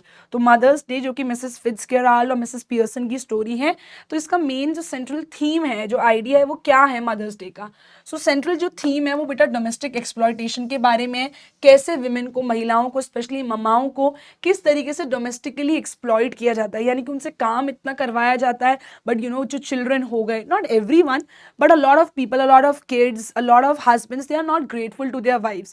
A lot of kids, they are not grateful to their mothers कि आपका तो काम है, खाना बनाना आपका काम है, सफाई करना आपका काम है। किसने कहा उनका काम है? Has anybody mentioned that in your notebook ये उन्हीं का काम है? नहीं बेटा, ये उनका काम नहीं है। वो हमारे प्यार की वजह से हमारे लिए इतना कुछ करती हैं। क्या उनको उसकी कोई सैलरी मिलती है? Cooking 3 meals a day regularly throughout her entire life, is she getting paid for that? नहीं मिल रहा बेटा, सिर्फ प्यार के लिए करती हैं। अपने बच्चों से वो प्यार है, अपने हस्बैंड से वो प्यार है। और आप सोचो, अपनी फैमिली छोड़कर आना, अपने हस्बैंड के मम्मी पापा को भी अपने मम्मी पापा मानना, वो रिस्पेक्ट उनको देना, उनको भी अपने पेरेंट्स मानना, उनके लिए भी पूरी श्रद्धा से प्यार से खाना बनाना, ये सब उनके लिए कहीं लिखा हुआ नहीं है, but she does all these things with a lot of love and grace. यही उनकी खूबसूरती है। बट क्या हम उनको थैंक यू बोलते हैं? क्या हम ये बोलते हैं ममा हम बहुत ग्रेटफुल है that I have got a mother like you, I am so grateful, thank you for all your sacrifices and your love, because nothing is possible without you. तो इस तरह का हमारा एटीट्यूड होना चाहिए। साथ ही साथ हमें हेल्प भी करनी चाहिए उनके काम में और सब चीज़ों में। वेयर एज होता क्या है, बिल्कुल उल्टा। तो मदर्स डे डोमेस्टिक एक्सप्लॉयटेशन के बारे में, जहाँ पे किस तरह से फैमिलीज, बच्चे, हस्बैंड अपनी वाइफ्स को और मम्मा को फॉर ग्रांटेड लेते हैं। इस प्ले में मिसेस पियर्सन का बेटा ये बोल भी रहा है कि हम तो ऑफिस में काम करके आते हैं, आपने चाय नहीं बनाई, तो वो रिप्लाई भी करती है तुम्हारा तो 40 आवर वीक होता है, तुम 40 घंटे काम करते हो मंडे से फ्राइडे में, तुम्हें वीकेंड्स ऑफ मिलते हैं, सैटरडे संडे सब कुछ मिलता है, ठीक है, हमें तो कुछ नहीं मिलता। तो मदर भी डिजर्व करती है कि हम भी हफ्ते में 40 दिन काम करें, हमें भी सैलरी मिलनी चाहिए, हमें भी सैटरडे संडे ऑफ मिलना चाहिए, और मोस्ट इंपॉर्टेंटली हमारे प्रति भी आप ग्रैटिट्यूड दिखाओ, यानी कि हमारे प्रति भी आपका थैंकफुल बिहेवियर होना चाहिए, that we are very grateful to have you, ठीक है। It critics the patriarchal mindset where the husband and children believe that their work is harder while the mothers work is invisible and endless. हम ये नहीं समझते, हमें लगता है कि भैया हमारा जो काम है, आवर थिंग इज, हम कॉलेज जा रहे हैं महान चीज़ है, हस्बैंड को लग रहा है मैं ऑफिस पे जा रहा हूँ वो महान चीज़ है, अरे बट मदर के काम का क्या, इज इट इनविजिबल, और वो तो एंडलेस है। खाने बनाने की चीज तो कभी खत्म नहीं होगी, कपड़े तो हम रोज ही पहनेंगे ना, तो कपड़े रोज धुलेंगे, कपड़े आयरन भी होंगे, खाना भी 3 टाइम बनेगा, सफाई भी होगी, तो भैया काम तो नेवर एंडिंग है। आपको सैटरडे संडे छुट्टी मिल सकती है ऑफिस से, अपने उससे संडे को छुट्टी मिल सकती है, बिजनेस से, कॉलेज से छुट्टी मिल सकती है, स्कूल से छुट्टी मिल सकती है, मम्मा का क्या, मम्मा को तो कभी छुट्टी नहीं मिलती। तो डोमेस्टिक एक्सप्लॉयटेशन पे फोकस किया गया है इस प्ले के थ्रू। क्वेश्चन नंबर 23, जो मिसेस पियर्सन और मिसेस फिट्जगेराल्ड के कैरेक्टर में इतना डिफरेंस है वो क्या है, कॉन्ट्रास्ट जो है उसको समझते हैं।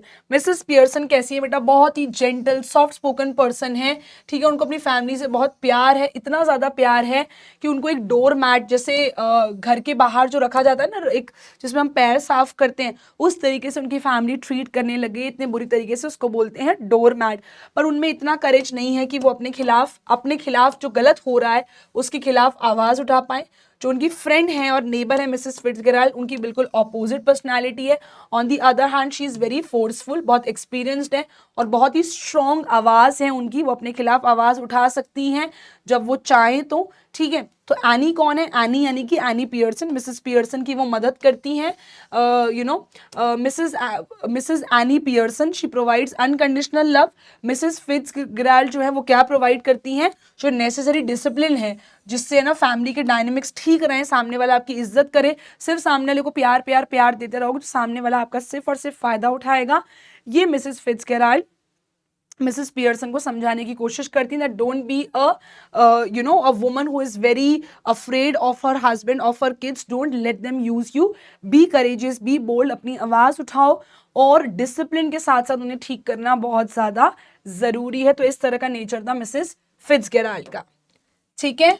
बर्थ चैप्टर में बेटा जो डॉक्टर एंड्रयू हैं वो क्या बोलते हैं, I have done something, oh God I have done something real at last. Why does Andrew say this, doctor Andrew ऐसा क्यों बोल रहे हैं, ये आपको बताना होगा।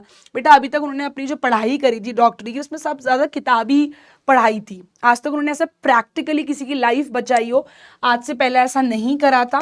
सो एंड्रयू ये इसीलिए बोल रहे हैं because this was the first time when he has moved beyond bookish knowledge, bookish यानी कि किताबों की नॉलेज से पहली बार वो बाहर निकल के उन्होंने किसी की सच में जान बचाई थी, with a lot of persistence, बहुत ज़्यादा डिटर्मिनेशन के साथ उन्होंने काम किया था। So before this his mind was clouded bye personal troubles, उनकी अपनी गर्लफ्रेंड से लड़ाई होने की वजह से पर्सनल लाइफ भी बहुत अच्छी नहीं चल रही थी। तो जब उन्होंने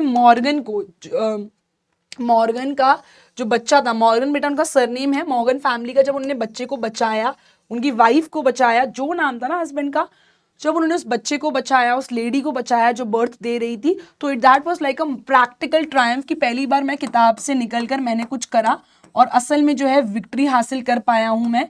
सो क्या था वो, विक्ट्री थी, ठीक है। It was a very big victory, triumph is victory in English. So it gave him a sense of professional relief कि फाइनली मैं कुछ कर पाया, and it was like victory, it was real victory, सच में मैं जीत पाया over death, I gave new life to the child. तो it was something that he did for the very first time apart from his bookish knowledge.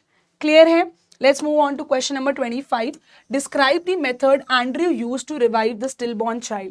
जो बच्चा पैदा हुआ बेटा, it was lifeless, उसके अंदर कोई जान नहीं थी, तो कैसे उन्होंने एंड्रयू ने उसको जिंदा करा? That was a combination of a traditional instinctive method. उनको याद आया कि एक बार पहले ऐसा हॉस्पिटल में हो चुका था जहाँ एक बच्चा जो है उसको क्या था, asphyxia pallida, it is the name of a disease, जहाँ पे बच्चा डेड पैदा हुआ था, सांस नहीं ले पा रहा था, रेस्पिरेटरी इशू काइंड ऑफ हो गया। तो उसने याद करा कि वहां पर क्या करा गया था, 2 बोल रखे गए थे, एक हॉट था एक कोल्ड वाटर। तो एक बार बच्चे को हॉट वाटर में डालना है, फिर तुरंत कोल्ड में, फिर हॉट कोल्ड, ऐसे बच्चे को रिपीटेटिवली डालते रहना है लगभग 15 से 30 मिनट तक। तो सेम उन्होंने करा।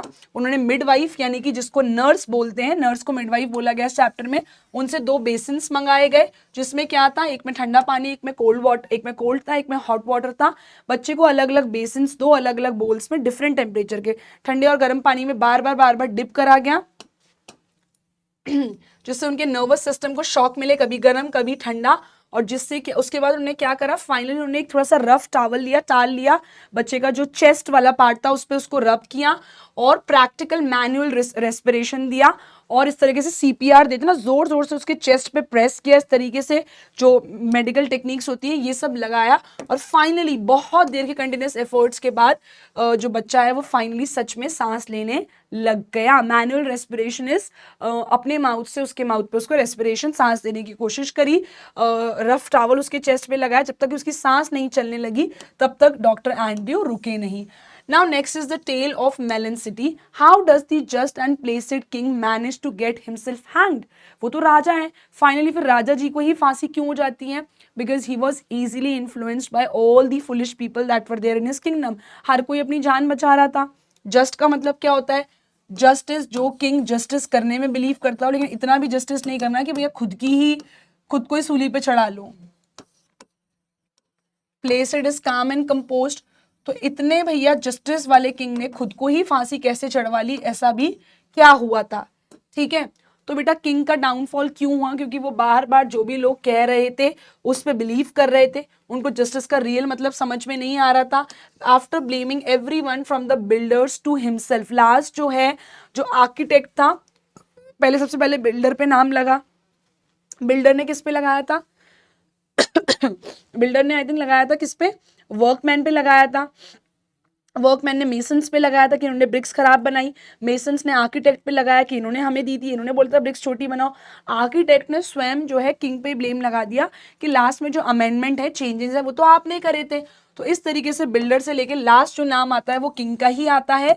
और जो किंगडम वाले लोग होते हैं, सभा के जो लोग होते हैं, उन्होंने फाइनली जो पब्लिक थी उनको एक हैंगिंग तो चाहिए ही थी। तो अब ये फुलिशली राजा क्या सजेस्ट करते, एक नूस बनाते। नूस क्या होता है? इस तरह का शेप वाला वो होता है, ठीक है। तो अब यहाँ पे एक प्लेटफॉर्म लगाया जाता है, एक नूस बनाया जाता है, यानी कि इस तरह से फांसी का फंदा बनाया जाता है कि जिस इंसान की हाइट बिल्कुल परफेक्टली इस लूप में, इस नूस में फिट बैठेगी उसको हम फांसी दे देंगे। और किसी भी इंसान की हाइट बिल्कुल परफेक्टली उसमें फिट नहीं बैठती है, there was only one person who was tall enough, इसको फांसी दी जाएगी, and that was the king himself. ठीक है, so it shows that rigid and mindless law, stupid law बनाने से आप खुद का ही सेल्फ डिस्ट्रक्शन कर लोगे, जिस तरीके से किंग ने करा। सो जस्टिस करने के चक्कर में ये नहीं कि कुछ भी आप कर लो। ठीक है, नेक्स्ट क्वेश्चन इज बेटा question number 27, what is the significance of the idiot choosing a melon to be the king?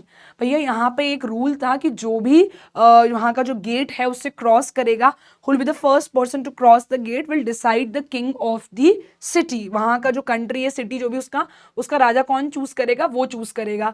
तो उस गेट से अगला व्यक्ति जो आता है, ही वॉज एन इडियट, वो एक मूर्ख आदमी था और वो उसको मेलन्स बहुत पसंद है। मेलन्स क्या होते हैं? वाटरमेलन है ना, खरबूजा और तरबूजा, उसको इंग्लिश में मेलन बोलते हैं।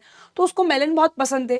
उससे पूछा गया who will be the king, उसने बोला मेलन। तो इस तरीके से मूर्खता से कौन बन जाता है किंग? मेलन बन जाते हैं। तो यहाँ पे इसको इंग्लिश में समझते हैं इसका answer, the idiot only things of melons because he that's his favourite thing. So जब उससे पूछा जाता है who will be the next king, he said the next king will be melon. सिर्फ वो एक वर्ड में आंसर देता, दैट इज मेलन। अब people of that particular city और दैट कंट्री वो अपना एक्सेप्ट भी कर लेते हैं मेलन को as the king. Non living thing को, एक फ्रूट को कैसे आप एक्सेप्ट कर सकते हो? Because they don't care, because the people of that country और city they don't care who will be the next ruler, वो चाहे ह्यूमन हो या फ्रूट हो, जब तक कि एक टर्म दिया गया है आपके उसमें एनसीईआरटी में, जब तक कि किंग क्या फॉलो कर रहा है? पॉलिसी फॉलो कर रहा है लेस इज फेयर की। पॉलिसी फॉलो हो रही है जब तक किसकी? लेस इज फेयर की। जब तक वहां के लोगों को कोई प्रॉब्लम नहीं, यानी कि जब तक हमें पीस, शांति से रहने दिया जा रहा है, हमें अपने फ्रीडम से रहने दिया जा रहा है, तब तक हमें कोई मतलब नहीं है, चाहे हमारा किंग एक ह्यूमन हो या मेलन हो। इतने फुलिश और स्टूपिड लोग थे उस जगह के that they even accepted melon, watermelon, musk melon, तरबूजा, खरबूजे को ही एक्सेप्ट कर लेते हैं as their own king, because for them the most important thing was their peace and liberty. जब आप पे हमला होगा, कुछ होगा, तो आपको कौन बचाएगा? The king will save you, but they were least bothered about all those important things. Comment on the title The Tale of Melon City. क्या आप ये बता सकते हैं Tale of Melon City ही क्यों उसका नाम रखा गया है? मैं आपको हिंदी में समझाती हूँ. टेल का मतलब क्या होता है बेटा?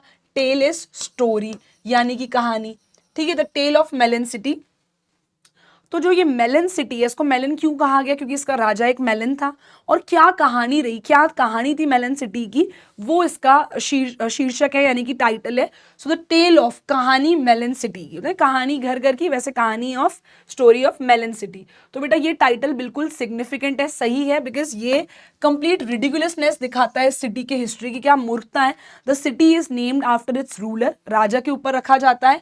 और इनके सिटी का राजा कौन है? नन अनदर देन अ मेलन. तो ये रिफ्लेक्ट करता है कि वहां के जो लोग हैं वो कितने मूर्ख हैं. Since the people are indifferent and wisest advice was nonsensical.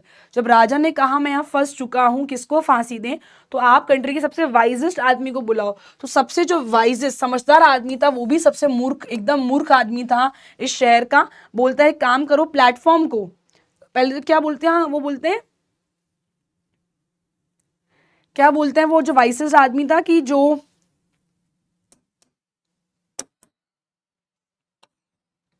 ये बनाया गया था ना वहां पे सिटी में, कि do one thing is non living thing को स्टैंड को, या फांसी दे दो. ठीक है. सो इस तरह की एडवाइस दी थी किसने? वाइजेस्ट मैन ने. तो वाइजेस्ट मैन की एडवाइस भी कैसी थी? Completely non sensical. Okay, clear है यहां तक? क्लियर है बच्चों?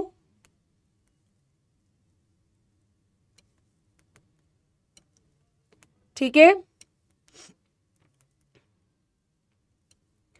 चलें नेक्स्ट क्वेश्चन पे.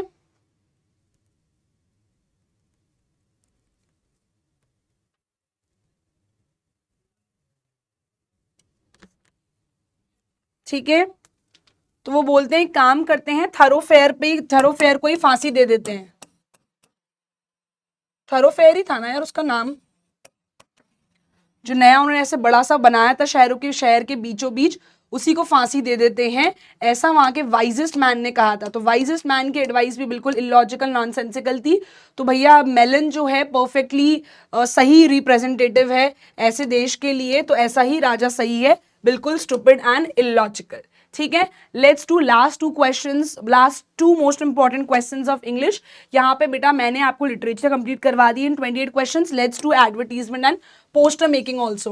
On behalf of the principal of your school, draft a classified advertisement inviting application for some post of teachers lying vacant and to be filled soon. हो सकता है एडवर्टीजमेंट में कुछ और क्वेश्चन आ जाए आपके स्कूल में, but now at least you know the format, और फॉर्मेट के बेसिस पे आपके लिए करना बहुत आसान हो जाएगा, because that you will be able to revise with me. ठीक है, तो बेटा आपको क्या करना है, इसमें एक चीज जो मिसिंग है, मैंने जानबूझ के मिसिंग रखी है, because I want to highlight it by making it in front of you. That is, do not forget to make a box, which is very very important. box के बिना नहीं हो पाएगा.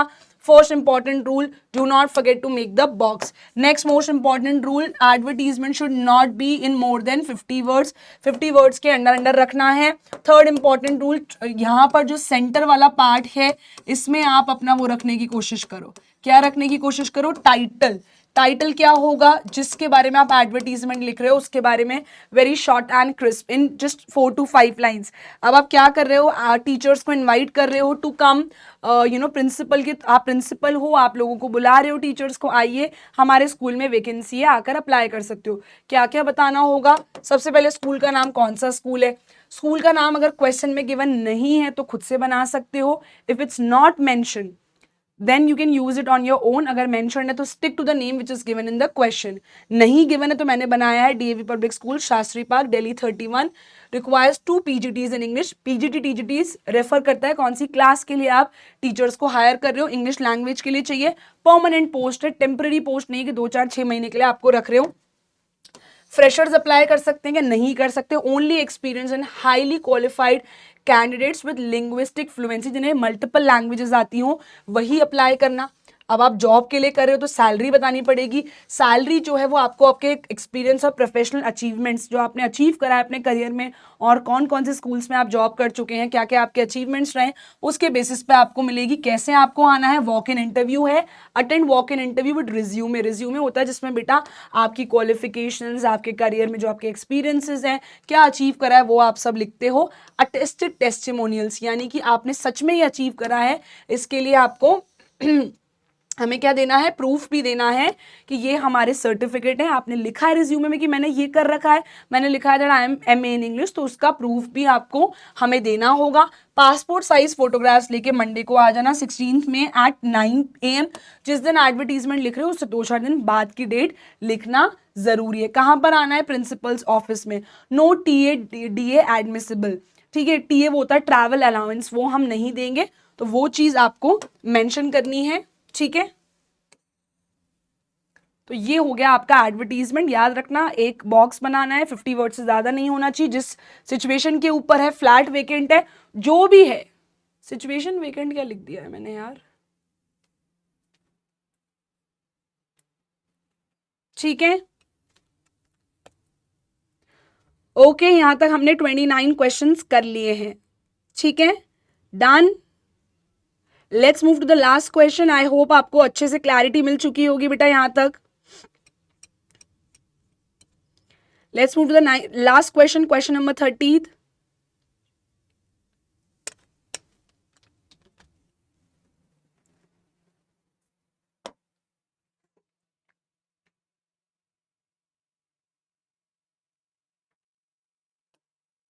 नेक्स्ट है बेटा आपका question number 30। Let's move to that, and that is you are a member of the social awareness team of your school and you have to participate in an awareness drive regarding the importance of water.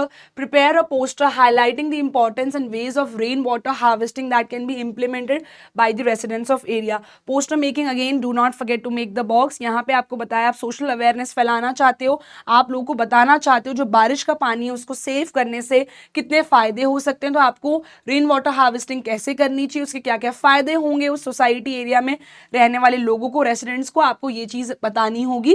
सो आपको एक poster बनाना है। अब मैंने यहाँ पे वो नहीं बनाया है, I am making it in front of you. Do not forget to make a box, that is very very important. यहाँ पे बेटा एक चीज आपको और ध्यान रखनी है, that is second thing, most important thing. आपको 100% कोशिश यही करनी है कि आपका पोस्टर 2 पेजेस पे ना जाए, सेम एक पेज पे रहे। यहाँ पर मैंने इसको सिर्फ इस वजह से करा है बिकॉज यहाँ पे इनफ स्पेस नहीं थी एंड मैंने थोड़ा सा बड़ा बड़ा लिखा है ताकि आपको अच्छे से क्लियरली विजिबल हो। बट ऑफकोर्स आपके आंसर शीट बड़ी होगी, you will get enough space to keep it in the same page. सबसे पहले क्या आता है, कौन सी ऑर्गेनाइजेशन है। यहाँ पे मुझे मेरे स्कूल का नाम नहीं दिया हुआ है, मैंने खुद से बनाया है। हाई चांसेस है आपको गिवन होगा, आपको उसी को स्टिक करना होगा। ग्रोइंग सनफ्लावर स्कूल, बी नगर, दिल्ली, एड्रेस के साथ मैंने लिख दिया। नेक्स्ट इज योर टाइटल, आप किसके बारे में ये पोस्टर लिख रहे हैं, कुछ अट्रैक्टिव सी लाइन लिखिए, that is water is the driving force of all nature. एक तरह से इसमें इंग्लिश का कोई अच्छा फेमस कोट या यूजफुल कोट आप यहाँ पे लिख सकते हैं। Next is, now the main title comes, we can save the day by rain water harvesting। कोई नीड नहीं है ये स्पेस छोड़ने की, you can skip the space, we can save the day next line में by rain water harvesting। अब क्या benefits हैं ये आप लेफ्ट हैंड साइड पे लिख सकते हो, चाहो समय हो तो यहाँ पे ड्राइंग कर सकते हो। Do not waste a lot of time. आप देख रहे होंगे ड्राइंग इतनी ईजी वाली मैंने करी है, इट्स लाइक आपने एक हाथ बनाया, ठीक है, I don't know even how to make it, but just make a hand, make a cloud, आपके पास blue,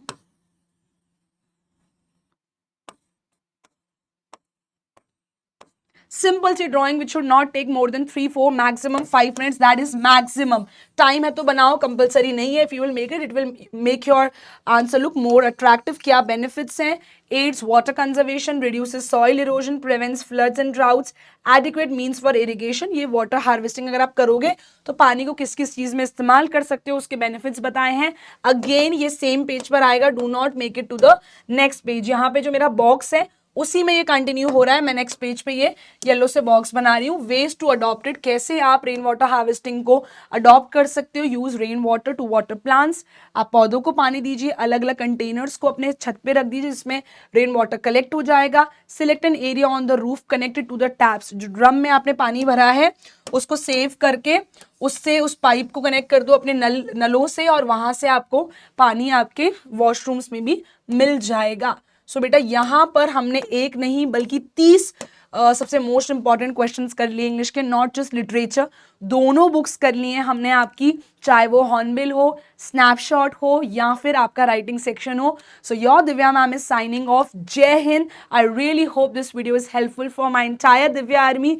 शादी हुई है तो क्या हुआ यार, दिव्या आर्मी के लिए तो हमेशा तत्पर खड़े थे और खड़े रहेंगे। So I hope you enjoyed this video. अगर आपको ये वीडियो हेल्पफुल लगा तो do let me know in the comment section कि आपको ये क्वेश्चन सॉल्व करने में मेरे साथ मजा आया नहीं। Do let me know your feedback in the comment section. Your Divya ma'am is signing off. मिलते हैं अगले इंटरेस्टिंग वीडियो में। Till then everyone keep rocking, all the best, जय हिंद, see you all in the next video.